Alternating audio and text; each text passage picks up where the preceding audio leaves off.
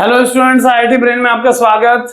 आज हम फिजिक्स में जेईई मेन 2020 के एक प्रॉब्लम पे डिस्कस करेंगे। एक बार आप पहले क्वेश्चन सुने। Consider a circular coil of wire carrying constant current I forming a magnetic dipole. The magnetic flux through an infinite plane that contains the circular coil and excluding the circular coil area is given by phi I. The magnetic flux through the area of the circular coil area is given by phi O. Which of the following option is correct? और जो option है वो phi I और phi O के बीच में relations पर बनाए गए हैं। तो कैसे करेंगे एक बार समझें। मान लेते हैं ये वो रिंग है जिस रिंग में कांस्टेंट करंट I फ्लो हो रही है। करंट की डायरेक्शन को हम एंटी क्लॉकवाइज कंसीडर कर ले रहे हैं, ये करंट कांस्टेंट है और ये रिंग एक मैग्नेटिक डाइपोल बना रही है। हम जानते हैं कि मैग्नेटिक डाइपोल के इक्विवेलेंट होती है कोई करंट कैरिंग कॉइल, और उस मैग्नेटिक डाइपोल का जो डाइपोल मूवमेंट होता है वो करंट के ओरिएंटेशन में अपनी राइट हैंड की फिंगर्स को कर्ल करके थंब से दिया जाता है।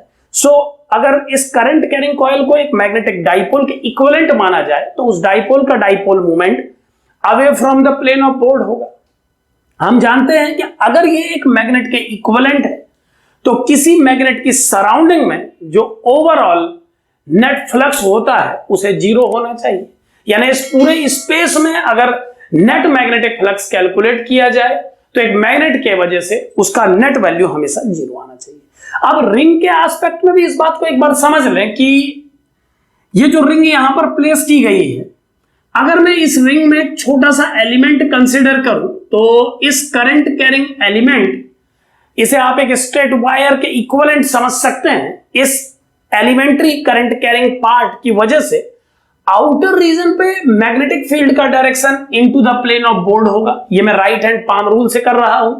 और इनसाइड रीजन पर, रिंग के इनसाइड रीजन पर यही direction away from the plane of board होगी और यही इस रिंग के हर एलिमेंट के कारण होगा। इस रिंग के हर एलिमेंट के कारण आप इस तरह का डिस्कशन क्रिएट कर सकते हैं।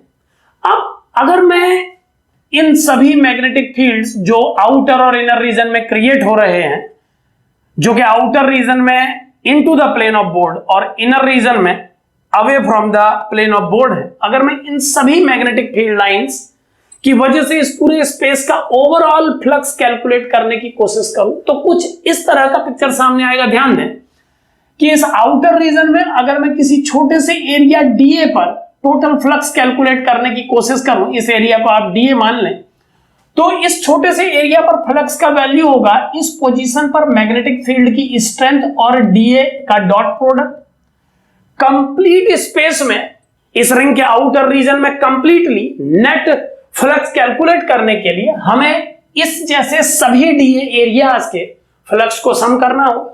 अगर मैं इसमें एक सिग्मा समेशन अप्लाई करता हूं तो ये इस रिंग के अलावा आउटर रीजन का नेट फ्लक्स होगा। अब यहां ध्यान दें कि अगर इस कंप्लीट एरिया में नेट फ्लक्स कैलकुलेट किया जाएगा तो वो नेट फ्लक्स इस पूरे रीजन से पास होने वाली नंबर ऑफ मैग्नेटिक लाइंस को ही प्रेजेंट करेगा। ये expression sigma B dot d है, इस आउटर रीजन में नेट फ्लक्स को एक्सप्लेन कर रहा है। यहां पर मैं इसे number of lines in outer region लिख रहा हूं। Number of lines in outer region जो कि सिग्मा बी डॉट डी से प्रेजेंट हो रहा है, और हम जानते हैं कि ये आउटर रीजन से गुजरने वाले नेट फ्लक्स को प्रेजेंट कर रहा है। मैं इसे फाई आई से लिख रहा हूं। फाई आई नोटेशन इस प्रॉब्लम में गिवन है।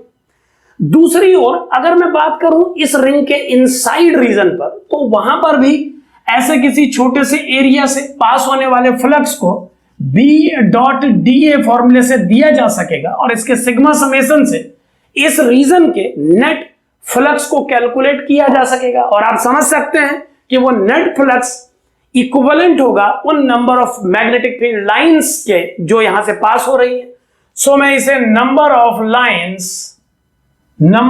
लाइंस इन इनर रीजन लिख रहा हूं। और जैसा कि प्रॉब्लम में इसके लिए नोटेशन बनाया हुआ है कि इनर रीजन से पास होने वाले फ्लक्स को फाई ओ से प्रेजेंट किया गया है। So phi I number of lines in outer region है और phi O number of lines in inner region है। अब यहां पर ध्यान दें कि लाइंस का जो ओरिएंटेशन है वो आउटर रीजन पे into the plane of board और इनर रीजन पे away from the plane of board है।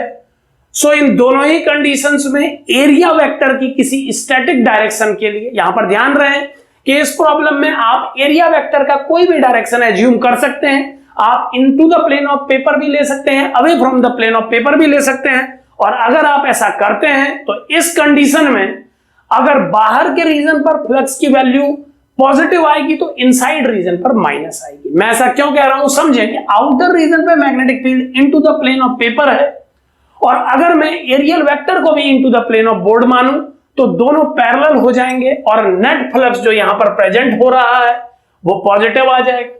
और इस कंडीशन में अगर इसी एरिया वेक्टर के साथ इनर रीजन पे फ्लक्स निकाला जाएगा तो मैग्नेटिक फील्ड की lines away from the plane of board होने और एरिया वेक्टर के into the plane of board होने के कारण फ्लक्स का वैल्यू नेगेटिव कैलकुलेट होगा। यहां पर ध्यान दें, नंबर ऑफ लाइंस की संख्या हमेशा एक नंबर है, लेकिन फ्लक्स की वैल्यू प्लस माइनस में कैलकुलेट की जाती है क्योंकि ये डॉट प्रोडक्ट पर बेस्ड होती है। सो इक्विवेलेंस बनाने के लिए हम इनमें से किसी एक डाटा को पॉजिटिव और किसी एक डाटा को माइनस एज्यूम कर रहे हैं अपने माइंड में। हम माइंड मेकअप कर रहे हैं कि इनमें से कोई एक डाटा पॉजिटिव और एक डाटा नेगेटिव है। अब यहां पर ध्यान दें कि नंबर ऑफ लाइंस क्योंकि एक न्यूमेरिकल नंबर है तो वो पॉजिटिव ही होगा। सो हम इक्विवेलेंस बनाने के लिए इन दोनों में से किसी एक फ्लक्स को माइनस साइन दे रहे हैं। मान लीजिए इस फ्लक्स को मैं माइनस साइन दे रहा हूं। सो आप यहां पर number of lines in outer region minus phi I के इक्वल और number of lines in inner region phi O के इक्वल मान सकते हैं। ऐसा करने की जरूरत क्यों पड़ी आप समझें कि जो लाइंस की काउंटिंग है वो हमेशा एक न्यूमेरिकल नंबर होगा। ऐसी स्थिति में अगर फाई आई और फाई ओ में से कोई एक नेगेटिव नंबर है तो उस नेगेटिव नंबर को नंबर ऑफ लाइंस के इक्विवेलेंट कहना थोड़ा ऑड लगता है, तो हमने एक माइनस देके उस नेगेटिव नंबर को पॉजिटिव बना दिया है। अब चूंकि हम जानते हैं कि जितनी number of line outer region से गुजरेंगी वो सभी लाइंस इनर रीजन से भी पास होंगी, तो हम इन दोनों लाइंस को आपस में इक्वेट कर सकते हैं। और अगर हम इन्हें इक्वेट करते हैं तो फाई ओ का वैल्यू माइनस फाई आई के इक्वल आना चाहिए। सो इस तरीके से हम ये बात जस्टिफाई कर सकते हैं कि फाई ओ और फाई आई में दिया हुआ इस प्रॉब्लम का जो चॉइस है phi I equal to minus phi O. Okay, इन्होंने माइनस साइन फाई ओ के साथ लिया है और ये इजी है चेंज करना। सो मैं इसे माइनस शिफ्ट करके कुछ ऐसे लिख रहा हूं। सो जो चॉइस सही है वो है phi I equal to minus phi O. एक बात पे और ध्यान दें कि इस प्रॉब्लम की फर्स्ट लाइन में इस करंट कैरिंग कॉइल को एक मैग्नेटिक डाइपोल कहा गया था और हम जानते हैं कि किसी मैग्नेटिक डाइपोल को अगर एक मैग्नेट के इक्विवेलेंट माना जाए तो उसके नॉर्थ और साउथ पोल एक साथ एग्जिस्ट करेंगे और इस कंडीशन में हम ये समझ सकते हैं कि इस पूरे स्पेस पे प्रोड्यूस किया गया नेट फ्लक्स इस डाइपोल के कारण जीरो होना चाहिए।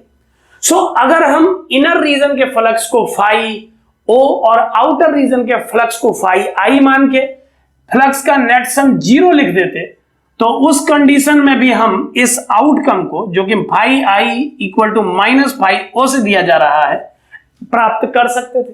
सो चाहे आप मैग्नेटिक डाइपोल पोल के फ्लक्स के नेट समेशन को जीरो करके निकालें या आप नंबर ऑफ लाइंस के बेस पर निकालें, एक जैसा ही आउटकम कैलकुलेट होगा। एक बात पर स्टूडेंट हमेशा फोकस करें, कई बार बच्चा समझाई गई चीज को अपने पॉइंट से थोड़ा सा गलत मीनिंग में समझ लेता है।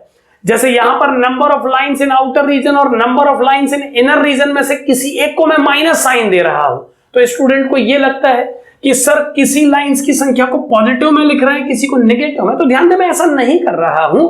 मैं जानता हूं कि फ्लक्स एक ऐसी क्वांटिटी है जिसका वैल्यू प्लस माइनस दोनों में आ सकता है, लेकिन नंबर ऑफ लाइंस एक फिजिकल सिग्निफिकेंस का टर्म है। नंबर ऑफ लाइंस को आप माइनस में नहीं लिखेंगे, वो लाइंस की काउंटिंग है, उसे एक नंबर में ही प्रेजेंट किया जाएगा। तो मैंने माइनस लगाया नहीं है। जो स्टूडेंट मेरी बात को ध्यान से सुन रहे हैं वो ये समझ सकते हैं कि मैंने माइनस लगाया नहीं है, मैंने माइनस हटाया है। मैं जानता था कि इन दोनों में से कोई एक निगेटिव बनने वाला है, क्योंकि दोनों के लिए ही बी डॉट ए एक जैसी कंडीशन नहीं दे पाएगा। अगर आउटर रीजन के लिए ये एंगल 0 डिग्री बनेगा तो इनर रीजन के लिए ये एंगल 180 बनेगा, और अगर इनर के लिए 0 बनेगा तो आउटर के लिए 180 बनेगा। तो इन दोनों फाई नॉट और फाई आई में से जो नेगेटिव था, यहां मैंने फाई आई को नेगेटिव एज्यूम किया, उसे मैंने एक माइनस और दे दिया ताकि वो प्लस बन जाए, ताकि मैं उसे नंबर ऑफ लाइन से इक्वेट कर सकूं। सो दोनों में से जो तरीका आपको सुटेबल लगे उस तरीके से आप इस प्रॉब्लम को सॉल्व कर सकते हैं। Thank you.